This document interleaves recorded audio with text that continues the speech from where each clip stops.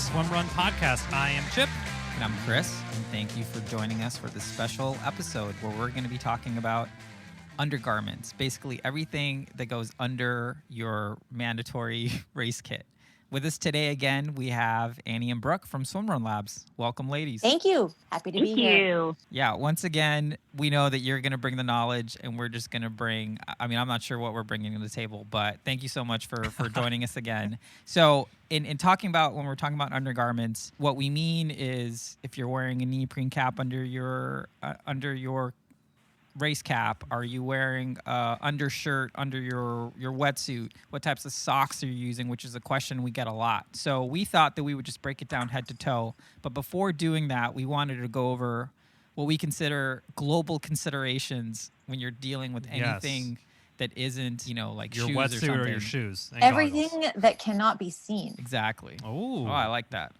So it's not intended to be seen, I suppose. So Yeah. I came Minus up. your socks. I came up with a couple general ones, and then we can talk about it and add to it. But chafing abatement, trying to keep chafing at bay, seems to be like a very important thing. Or a wetsuit burn. Wetsuit rubbing, whatever thigh rubbing, Okay. warmth if you need to have an extra layer because the water's going to be super cold. Storage capacity, which we'll be talking about that later, and then bogginess, which. Ooh. I think that Brooke, was defined by the Brooke. definition on that one. That's a technical term for when any body part feels like it's immersed in a bog. Oh, So so soggy. the way I'm thinking, I just took my son to the ocean today, and he was in a diaper, Yep. and that thing was sagging almost down to his knees. Exactly. So you don't want any wet, of your so undergarments we could call to be. it the wet diaper effect. Yeah. Yeah. Okay, perfect. Yeah. All right. And I will say some of that is mitigated by having a wetsuit that properly fits you. Yeah. That is also. That's And a maybe whole that other was my episode, problem. Maybe wearing a diaper wasn't the best idea. So I'll is there look at anything that you ladies kind of want to add to things that we should be that basically everyone should be considering when they're talking about undergarments? No, I think that covers it. Yeah. Well, should we? You want to talk about the lubrication aspect first? Yeah. Why don't we do that, and then we'll break it down sort of head to toe, different things that Okay. for different parts Literally, of the body. Yeah. We'll literally start at the head and go down to the toes. So I have been, for my chafing and wetsuit sort of anti-chafing stuff, I just use Body Glide. I'll have to look at Chris because, Body Glide, which comes in like pretty much looks like a half of a deodorant stick, and it's just this white deodorant-like substance, but it basically, you put it all over your neck and anywhere that you have potential you're going to chafe. For myself, a little bit chub rub going on in between the legs, so I'll knock it around down there. I'll do it on my neck. And then, in triathlon, or if you plan on, maybe if you have a full-sleeved wetsuit and you kind of want ease on and off, I might put some around the wrists for if you're taking those long sleeves off if you cap down. Yeah, and there's different products. There's a spray, there's Tri-Glide, stuff like that. There's Vaseline, which is like kicking it old school, or olive oil or something. I mean, I don't know. I don't know if olive oil works. We're taking a quick tangent because there is a funny story about Tri-Glide. This is a great story. This is a great story. This is back when Chris and I were doing triathlons. We were at Ironman St. George 70.3. And it's before a race, and the race nerves are high, and everyone's in tip-top shape. And people are passing around this aerosol can, and I thought it was sunscreen. So it gets to me, and I spray it on my face, on my neck, like everywhere where you would get sunburn. And everyone's looking at me like, "What are you doing?" I'm like, "What?" And it was the Tri-Slide. So my face was like glistening with lubricant. Yeah. Like, Did you just he went into the water like a orca. How did your I was like a seal in the water. Yeah. Or probably been slide DQ'd. You probably should've been onto the beach during transition. You didn't have to run onto it. Like slid in. He's just going in like a penguin. Yeah, exactly. It's like, shh. Okay, so I use Body Glide, and then we'll kick it over to either Annie or Brooke to take it for your anti-chafe lubrication category. Well, I started using Body Glide initially they have Body Glide for him and Body Glide for her. Don't fall for it. It's exactly the same product, but it comes in a pink. No, it's in a pink That's container. the only It's in a difference. pink container. With, Please tell me it doesn't cost more because it says for her. Oh gosh. No, I don't think it does. It's just in That a would pink be container, which unfair infuriates me considering- even more. Considering Yeah. the wage That gap, would've it pissed me should off. cost less. Yeah. We'll get to the pink stuff later because other things are pink that I don't appreciate. But anyways, until Annie turned me on to two toms, right, Annie? That's what we're using now.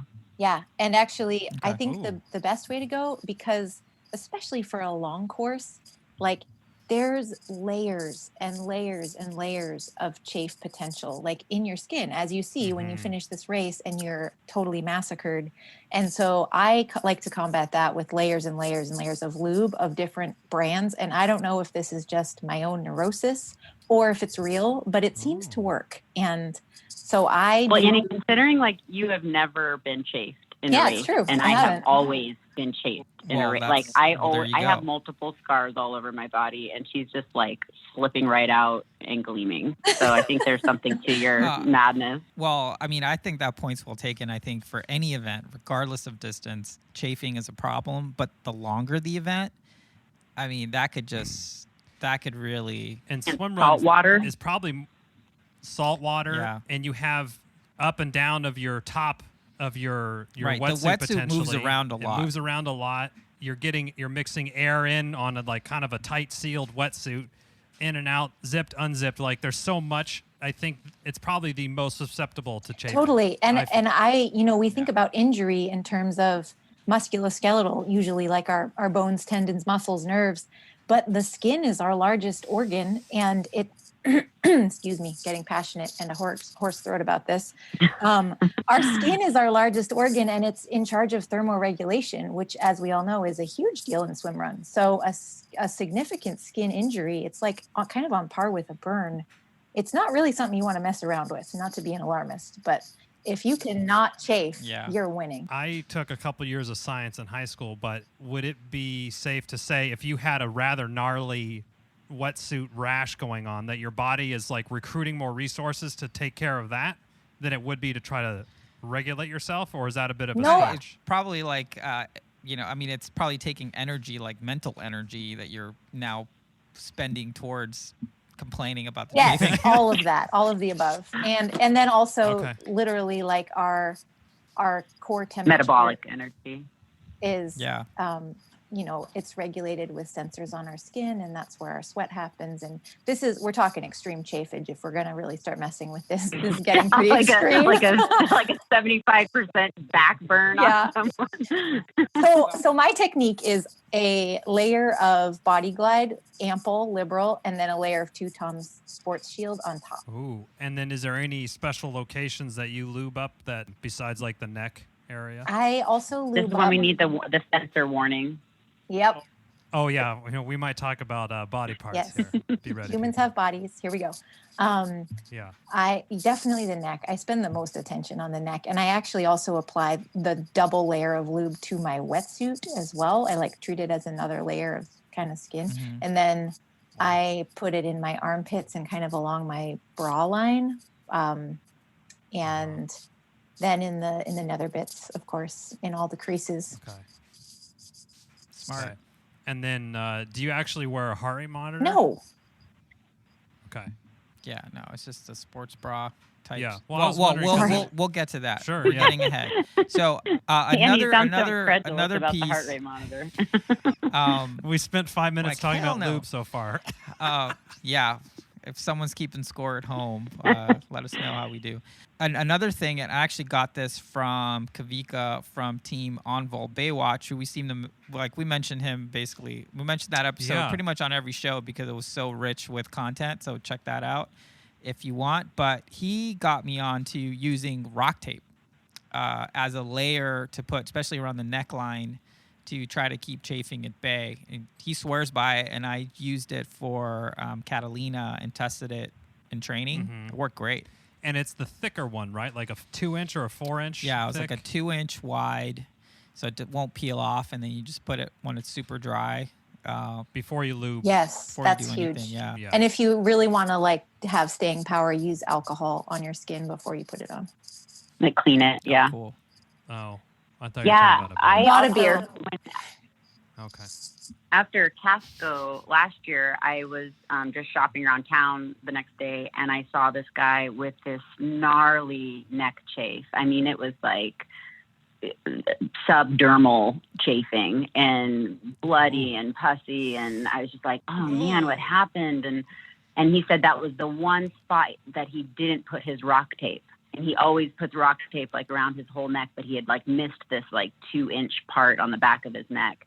And so he turned me on to Rocktape from that visual experience. And then yeah, we tried it at Orcus that year. And actually we didn't even use Rocktape. We used Kinesio tape, which is the cheaper non-performance version of Rocktape. And the K tape? Yep. And it stayed on just fine. Like it peeled off the edges like by the end of the race, but like it stayed in place and protected us. So if you don't want to like go in on Rocktape, which is a little bit pricier, K-tape or K-tape knockoffs work well too. Cool. Noted. So why don't we start breaking it down from head to toe? So obviously with the head, we're talking about some sort of neoprene cap for warmth. There's a couple different styles. There's like a full cap. There's with the chin strap. There's Arc and some other companies make this like headband looking thing. Mm-hmm. I mean, I'm not sure what else there is to put under your swim cap. But that's pretty much it, I guess. So the consideration would be on this one, if you do run colder, it might be a good investment. I know Roka, Arc, pretty much any company that makes a wetsuit, they're going to make a neoprene cap. Yeah, Blue 70. Blue 70. The ones with the chin strap, personally, it seems like that would be a pain in the ass to deal with. But Annie or Brooke, do any of you use cap? Because I know you are up in the Pac Northwest, so it is a little chillier up there. I use a neoprene cap without a chin strap. Chin strap is super chafy. It's just another thing on your little friction swivel point, head there. Yeah. Yeah. And I have a Roka neoprene cap that doesn't stay on well by itself. Like, don't expect that thing to stay on your head. But it kind of looks like a Darth Vader's helmet kind of thing. Yes, exactly. Or like a chickadee cap. It has little ear flaps on the side, like the Snoopy Red Baron. Yes. And Brooke? So I'll do, actually, I won't do neoprene. I won't wear a cap underneath for warmer races. I'll just wear the race cap. But for cold water races, or like Orcus can be pretty cold, I wear PYR's, Tears, whatever, warm wear swim cap. And it's like we have one of those. Polyester and spandex. And I wear that too for like my cold water swims up in the Northwest too. I guess with like the cap, you just have to like think about, keeping your head warm on the swim, but then you're running in a even warmer swim cap and you can't dissipate heat through your head. So it's just another thing that you might have to carry if you take off your cap on that's actually runs. Something that Chipper learned that the hard way. We were doing a race and he was like, Chipper learns everything the hard way. Pop the top. Like. It's like pop the dome. Yeah, and it was like, oh, that's so much better. Yeah, cool. And then actually, anyone that has longer hair, Arc kind of makes pretty much a neoprene cap, but with the hole cut out. So if you overheat, maybe I'll get that. It kind of could keep your ears warm and maybe part of your forehead and your cranium or whatever stuff is being held in the back of your head. And then I don't know, is there any other thing for long hair, or you just do whatever if you're going to do a ponytail? I mean, if you or got long hair, bun they or make whatever. special caps that are designed to put a bunch of hair in there. Okay. Yep. I think I've tried the neoprene headband. It might just be I'm not coordinated, but it's kind of fiddly. It's like you have to get it in the right place. You can't be sliding, and it's a lot. Okay. Yeah. Well, anytime then you have to put the swim cap on top. That's always fraught with problems, especially if you're trying to move quickly. Yeah, moving but like through nature. anything, I'm sure that it's practicable. All right, shall we work our way down the body? Let's move to Bow, chicka, bow, bow. Get into the good. under wetsuits. Let's talk about wetsuits. So we'll talk about under the wetsuit on the top. That's as deep as I can go, by the way. Shoulders to waist. I think a big problem in swim run is with some of these suits, there seems to be no real place to hold nutrition or bottles or your paddles or anything because there's not a lot of pockets on these wetsuits. So when I first was discovering ARC's product line, I saw their Kangaroo top, which they have in both a men and a women's. It'll run you about $100 US. And it looked exactly what I was looking for, which is a sleeveless kind of compression top with kind of some ventilation in the back. Kind of like a cycling undershirt. Yeah, like almost like a base layer, but it has two giant pouches. One that is literally right on your chest, that's covering your chest, and then one kind of where your belly would be. And then on the back, there's another little folded pocket there. And I know there's a couple other brands that make that. New has one as well. It's called the Lapa. But I've been using that, and I have been absolutely loving it. My only critique would be because it's one big chest plate pocket and then one belly pocket, if there was little dividers in there because if you put one gel, it could start on your left side, and by the end of the race, it has worked its way over. So if you're anybody that likes, okay, I keep all my water on one side and my nutrition on the other, like me, that could mess you up. But I highly recommend the Kangaroo top or similar. I second that. Any undergarment that has storage capacity cracks the code of like, how do I carry all this stuff? There's like this compression bandage, mandatory gear, and I'm when you're training, you need to think about more of a self-supported fueling and hydrating strategy. Like there simply is not really a good way to carry all that stuff with you unless you have some storage capacity unrelated to your wetsuit. So I have the new Lapa shirt, and there's also a new Lapa bra. So you can kind of pick your poison if you're female, actually if you're male as well, and you want to wear a bra. And I would say the main difference between the Lapa shirt, which is available on news website, as well as Swimrun Labs is going to start selling that in the next week or two. We have the product in hand and we just need to get it up on our web shop. So that's going to run about $90, but without the European shipping cost. And the Lapa shirt has those little dividers in the top pouch. So it has a top pouch that's divided into 3 parts, then the belly pouch that's like where you'd put your baby Joey if you had one, and that's only one pocket. And then there's a couple pockets on the back as well, and that helps for the more organizationally inclined. You can have like a trash pocket on your far left, stick your paddles in the middle, whatever you want to organize on the top. And then the bra is the same design, that 3-pocket divider, and it's integrated into a sports bra, which when Brooke and I discovered this product last summer, we flipped out. It was like a complete game changer because we had been trying to figure out like how to use a carabiner to clip our paddles on somewhere while we were like feeding ourselves on the run. It was like, so many things to manage. And it holds more than your boobs, but it holds your boobs pretty good too. And I don't know about you guys, but I hate like clanky paddles. I hate running and things just like clanking around on me. I want to be like quiet and like swift, or at least think that I'm like quiet and swift. And so the Lapa bra and the Lapa shirt, and I'm sure as well as the ARC Kangaroo top for storing your paddles is great. One caveat I would say with the Lapa bra is just like get your sizing right, because I think Annie, you got the extra small, I got a small, and she was able to like stash her paddles in the pockets, but my paddles on the race kept like just popping out, and they weren't like the best paddle stasher. The Lapa shirt definitely is like, that's plenty of paddle storage, but I think I would have gone like a size up than what I was recommended by the sizing chart, so I could have a little bit more storage room there. Both of these things, I would assume the bra would be just as quick drying as the shirt. I mean, I had no problems when I would cap down. It was actually kind of nice to have additional sun protection. You know, you kind of had like a sleeveless shirt on. You didn't have to worry about like getting your whole back lobstered, sunburnt.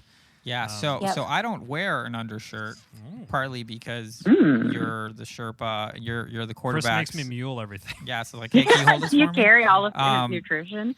That's love. Yeah, like I like feeling the contact with the wetsuit, and it's been okay even at cold races. I guess I have enough body fat to compensate or whatever. But yeah, it's just like I always make sure I'm pretty lubed up under the wetsuit just in case there are any sort of weird chafing spots. And if you're going to use a sleeveless wetsuit, oh my God, like your armpits possibility for chafing is exponentially increased. Yeah, and that's like where I did get one of my chafing. Like the Lapa bra does come up a little bit higher than your average sports bra. And so I definitely recommend Annie's approach to lube in that area, like under the armpits, to prevent that. But what you get for in storage kind of makes up for it if you can mitigate the chafing with lube strategy. Yeah. So then as far as like other undergarments you'd wear under the wetsuit, sort of waist down, I just use like... Can I talk about waist up real quick? Just another one? Yeah. So I just discovered, like, recently the Smart Wool Merino Racerback sports bra, which I've been wearing for colder race, because the Lapa bra isn't super thermal, right? So it's great for kind of warmer races. But the like training up here where the lakes are pretty cold for a while, I've been wearing the Smart Wool Merino Racerback sports bra under my Lapa shirt, because that also doesn't have like a lot of insulation. Like it's really light and quick drying, which is great. And that just for like extra warmth. And that's been awesome. I've been loving that. Let's also take it down to, if you don't want to invest in a $60 bra or $100 undershirt, you could totally wear nothing like Chris. You can also just get your regular kind of Under Armour compression type short sleeve or tank top or whatever. Or most men can go with nothing underneath, and then on the lady side, or just kind of use what you would use on a run. Yeah. Yep. Yeah. Just a regular sports bra. Yep. Cool. And nope, I lost it. I don't know what I was going to say. Okay. Now, Chris, we can move down. Yeah. So then sort of waist and below, what I wear, obviously you can go commando, and if the race is on Sunday, then that makes a lot of sense. But does church? No, you don't wear underwear on Sundays. Wait, what? Do you wear underwear on Sundays? Every Sunday. You're not supposed to wear underwear on Sundays. Wow. Is that what Does the that Pope says? apply to Is that a all Puerto Rican genders? thing? Like, what are you? Where are you I don't know. I haven't worn underwear on Sundays for decades. Right now I'm going back in my head how many Sundays we've spent together, and that I have not known this. I'm free balling every Chris, Sunday. I'm shook. Unless we're working out, I'm Do your kids and your wife wear underwear on Sundays, or is this like a family thing? It's So just they all Chris, wear this is underwear, me. but you don't. just on Sundays. I'm trying to see if he's this is a ruse. No, it's not a ruse. My son Javi, I mean, he's gonna be 11 months when he's wearing underwear. Once he's figured it out, maybe he and I will go commando on Sundays. Well, so I mean that's one approach. So let's say the race isn't on Sunday. I also wear board shorts. A lot of races are on day. Sunday, though, Chris. A lot of races are on Sunday. Unless it's a race, then I just wear sort of compression underwear, the same type I wear when I go running. They you wick go the really opposite well. direction, just like lots of compression. Exactly. Exactly. Lots of compression. But my thighs rub together, so it's kind of like to kind of prevent that from becoming an issue. Now you go boxer like boxer length, so mid thigh or so I try to go as long as they have, so like a 7-inch, 8-inch, like a jammer type of length, just to have material, because then I feel like if it's shorter, there is a possibility of it riding up, and then that's just going to be super annoying. Yeah, hard pass on that. Yeah, I actually did. I was trying to find the ladies' version of a jammer recently and tried like a boy short seamless underwear. Boy short, yeah. And it just rolled up, and I had like inner tube. It looked like I had like tubes around my thighs. Yep. It was horrible. And that's where bogginess came in. The bogginess factor was huge with rolled up material in your crotch and around your thighs. So don't fall for the female boy short. At least for swim run. Yeah. So, and then sorry, Brooke, you can just go ahead and what do you opt for? What do I opt for? So I was doing just like seamless underwear, and that worked really well. I've tried like swimsuit bottoms. That doesn't work as much because the seams are pretty thick, and so I'd get a lot of chafing there. I'm still looking around for like the female version of a jammer, or maybe I'll just buy some boy jammers and wear those because I like the idea of it going down my thigh, like you, Chris, to kind of avoid the inner thigh chafing, and then just like not having seams kind of around, that area is nice. So, so I'm kind of curious about. There's like this Asics boy brief. I know I just said don't do the boy short, but they're a little bit longer, and the reviews say that they don't ride up, and I've been looking all over for them, and I found like they're kind of hard to find, or they're all sold out right now. I'm kind of waiting for those to come back online. What I'd say as a boy to that is don't believe anything. You have to try them. Like any of those, say they don't ride up or whatever, it's they say they don't ride up. I mean, it really depends on just your, like I have big thighs, so it's always rides up. Like it doesn't matter what it is, unless it's like longer than 7 inches in terms that goes of like the inseam. Past where your thighs get wider. Exactly. Because I have big thighs too, so that's probably the issue. I think someone just needs to come up with swim underwear. And make things like we'll cut that from the show, so we'll develop that ourselves.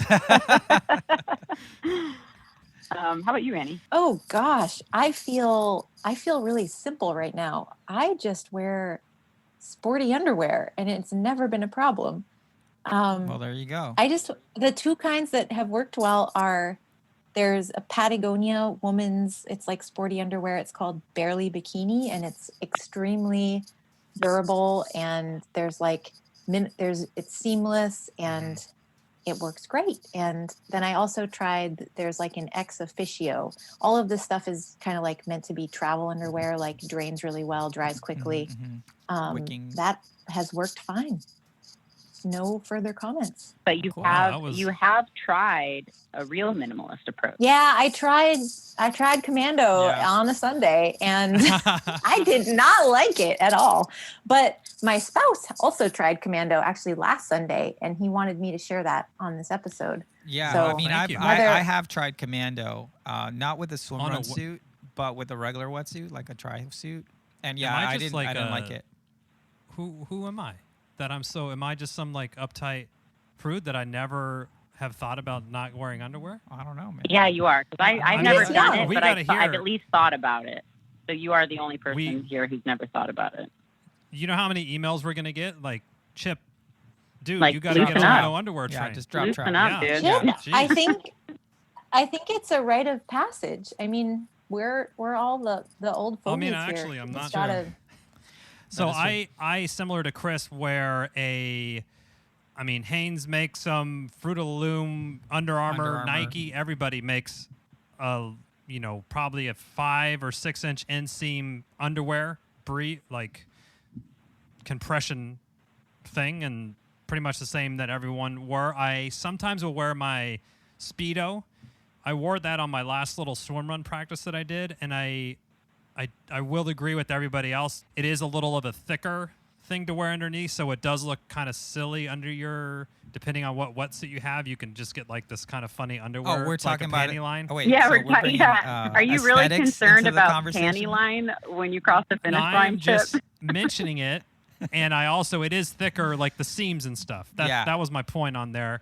I'm not that vain, but. So I do usually opt for just kind of the underwear. They dry really quick, and they're cheap, and you can get them anywhere before a race if that's the one thing that you forget there. Totally, but like anything, you want to practice. So and I do lube up kind of in the in the area as well. Yeah, I think lubing is definitely the longer the race. And here's another pro tip for the guys: adjust your stuff before you put on your suit. So then when you put your suit on, you don't have like lock it into place. Yeah, lock it in where you want it to be, because it's probably going to stay there for a long time. So you don't want to be uncomfortable in that department, because adjusting when you're in a full suit, I mean, it helps if the zipper's in the front, but if the zipper was in the back, I mean, you're just hating life. But I think we've beaten that dead horse pretty much. So now we're going to talk about, I think, something that we get asked about a lot. So I think this is going to be really helpful for people. And we're basically socks, because socks go under your shoes. So we're still considering that kind of on the underwear side. Maybe under your floaty shin guards if you wear the maybe under your floaty shin guards. So socks is something, we've gotten probably more emails about socks than anything. That is true. So socks. Why do you think that is? I don't know. I think because there's just no content on socks. So people research socks and there's nothing. And boggy socks Here we are go. no fun. No. Yeah, like don't wear your, Fruit of the Loom calf white dad socks. Cotton kills. Or even Cotton like kills, even like your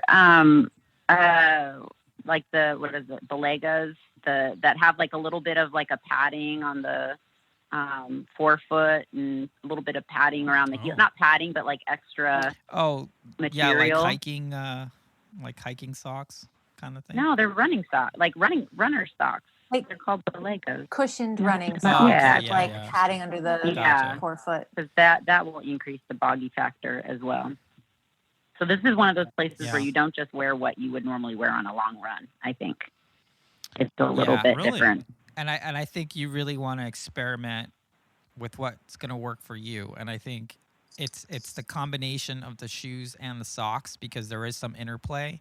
Mm-hmm. And if you don't have that dialed in, like let's say your socks are super minimal, so that means your shoes fit a little bit bigger and you're kind of sliding around, that can get annoying in a long race. Mm-hmm. Blisters. Ouch. Blisters. Nobody loves them. And in my experience, blisters really haven't been a problem. I think that's another concern if people are running with wet shoes. There's like, oh, blisters. What happens with blisters? I've never had that problem, but I think it's also because wear the right socks with the right fitting shoes that drain.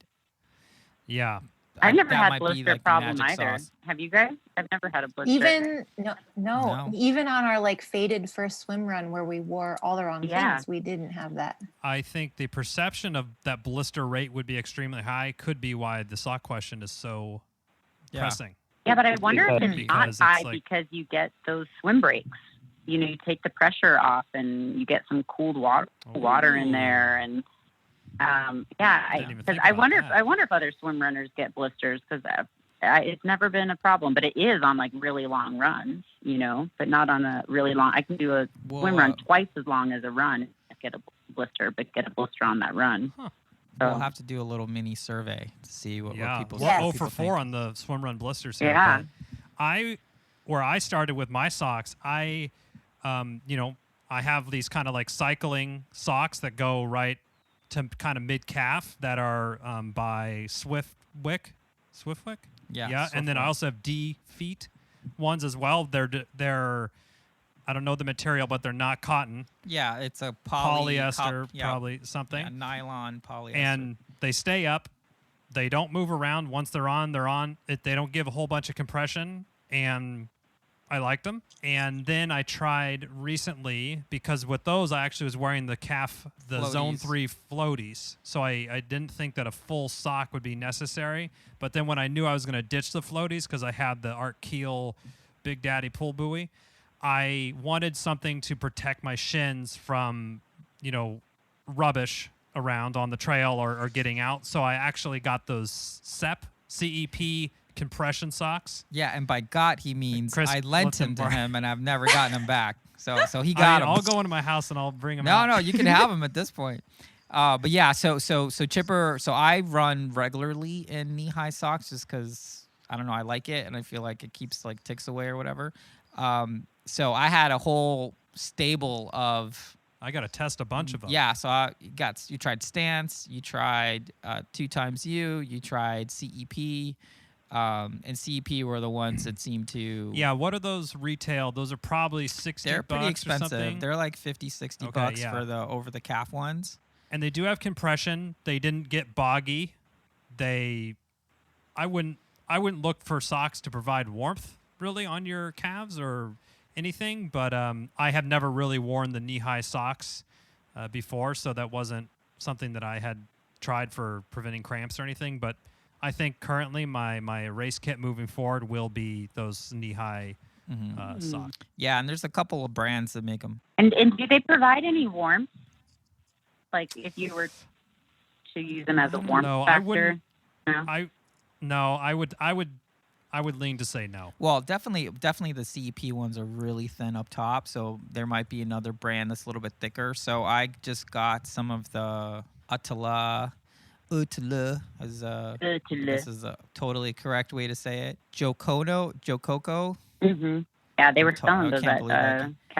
Yeah, they're selling at the race. So so I got a pair of those to try them out because it's like, oh, these are the official swimrun socks. And I actually haven't swam in them yet. I've took them on a huge run today though, and I like them for running. So I'm curious. I'm gonna actually test those out in the water, and I'll report back on that. But they seem to be check all the boxes. They're thin.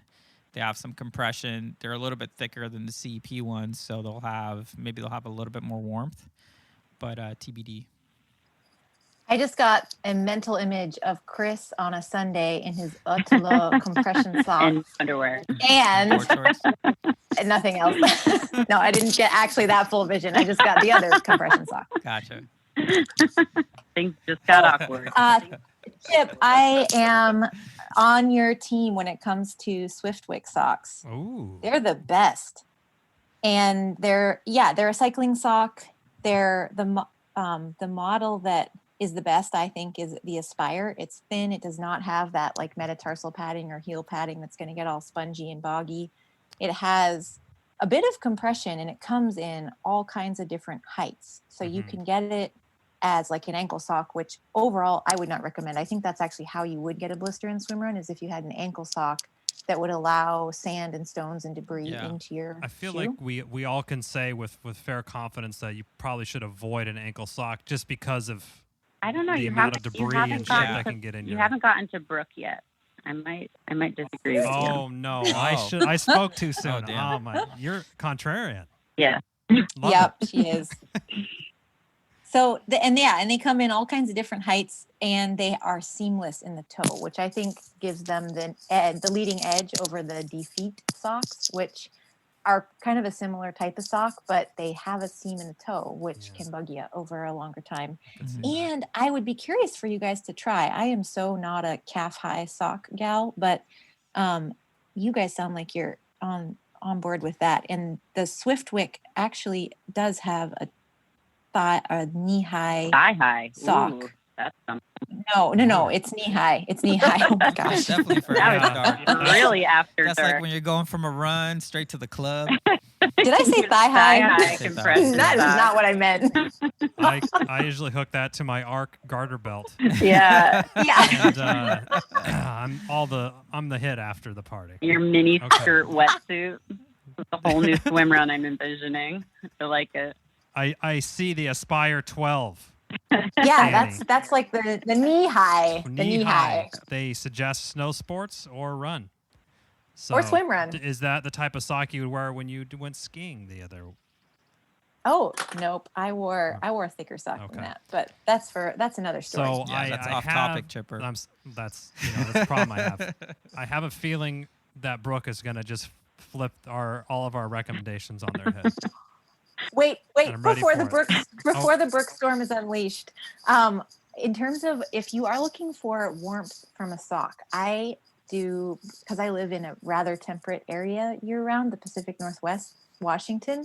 I do some winter swim running, and what the biggest issue for me on a winter swim run, and actually even a longer, colder ocean swim that you then hop out and do a run, is that my feet turn into ice blocks on the swim, and then I can't feel them at all. And it's like running around on little stumps. And that's a thing, but it is mitigated by a neoprene sock. And Blue 70 actually does sell such a bird, and it's great. Yeah. And I've worn it for a longer swim run. You kind of would think stuffing a neoprene sock in your shoe might lead to chafing and blisters. It does not. It's great. Oh, No. just the little Those booties. That is a Yeah, the perfect booties. segue to my storm. I am all about the neoprene sock. The neoprene ankle sock, that is. I don't come from like a super bike ridey background, so I did not know about Swiftwick, and I didn't want to use my running socks. So I went online. For some reason, I thought like cold feet was going to be the issue with Swimrun. Like that was going to be the thing that sucked the most, and then trying to run on cold feet. So I like Googled neoprene sock, and I landed upon, I'm all about like different patterns. I like color. I like to be flashy. So I landed upon Sea Venger, Zephyr 3mm neoprene sock. They're $16, and they come in all different cool designs and colors. And I've been wearing those for forever, for every single swim run race. And they have like a little grip bottom, which I like. So they don't slide around in your shoes at all. They keep my feet warm. I've never gotten rocks in my shoes. And they're cheap. Huh. And not only that, but I'm on their website, and their byline on their website is "Together We Venture." How swimrun appropriate is that? I think these guys are a hidden gem. We just covered a lot of ground in terms of products. I think there's some take-home lessons, which is there's just a lot of products, and you should try different stuff to see what works for you. Obviously, we have 4 swim runners here and 4 different opinions on what works well. So I think take anything we're saying with a grain of salt and experiment. Yeah, and as always, I think what we always say in these type of episodes is whatever you have or whatever works for you now, there's no reason to just try to do something new just because. You know, you heard if you have a sock that you like for running or cycling, that might be a good place to start if it's not a cotton thing or if you have an undershirt that works well, then try that. So that is another bit of advice. Any final thoughts, Annie and Brooke? I remembered what I was going to say way back when I forgot, which is along the same lines. I put once a wool beanie under my swim cap when I had forgotten my thermal cap for a swim, and it worked great.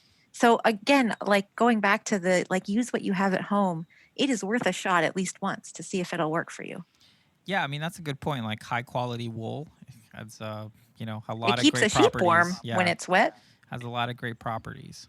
Well, and I think too, like we are yak talking wool. about gear, and there are people that are going to want to really dial in the gear and really get, the best thing out there. But in the end, swimrun is freaking fun and awesome no matter what you wear. So I do feel like just you do you, and you're going to have fun and be at the next race anyways. Yep, 100% agree with that. Well, Annie and Brooke, thanks for coming on again and dropping some knowledge, talking about dermis. I didn't think I would ever talk about my dermis on the show, but we've done it. So you are so welcome, and thank you for having us. Yes, and then of course you can find the Swimrun Labs at swimrunlabs.com, and as they mentioned before, there is some products that they'll be able to sell. Do you want to give a couple minutes spill on that? Yeah, just coming soon, not quite set up, but we're so eager to make this available to the U.S. North American swimrun community. We will be selling the Lappa shirt, the Lappa bra, and a pull buoy, which is yet to be discussed on the Low Tide Boyz. That's right. So we're really excited to give that some testing, and we'll probably talk about it soon. Yeah, definitely. Awesome. That's exciting. I love talking about pull buoys. Yeah, we get way too excited. No kidding. About pull buoys. Yeah. Thank you for listening to the Low Tide Boyz, a swim run podcast. Make sure to subscribe wherever you listen to your podcast and leave a review on iTunes if you're so inclined. You can also sign up for a newsletter at lowtideboyz.com. That's boys with a Z. And check out our meme page at The Low Tide Boyz on Instagram. If you have any questions or suggestions for the show, drop us an email at lowtideboyz@gmail.com. We'd like to thank Writing Easy Records for our show music, and of course our wives for their support and tolerance of our swimrun activities, hobbies, and other bullshit we do. Finally, you can support our efforts on Patreon. Until next time, get out there and go for a swim. And then a run. And then another swim. Then another run. And then another swim. And then run to the finish line. And just keep going until you're done. Yes. Or run to the finish line. Or run to the car.